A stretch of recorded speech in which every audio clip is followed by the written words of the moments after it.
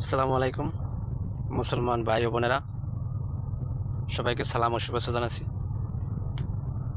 আমি কিছু কথা বলতে আসছি বা কিছু কথা বলবো যে আমাদের শোনা গেছে বা শুনছি যে ডক্টর জাকির নায়েক তিনি বাংলাদেশে আসতে যাচ্ছেন। আলহামদুলিল্লাহ, খুবই আনন্দিত আমরা।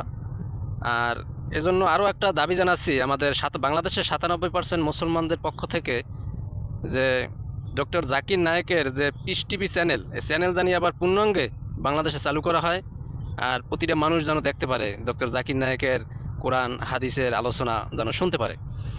আসলে নাস্তিক মুনাফেক তারা দিনের পথে আসার কারণে বা মুসলমান হওয়ার কারণে ভারত চ্যানেলটি বন্ধ করে দেয় নানান ষড়যন্ত্রের কারণে।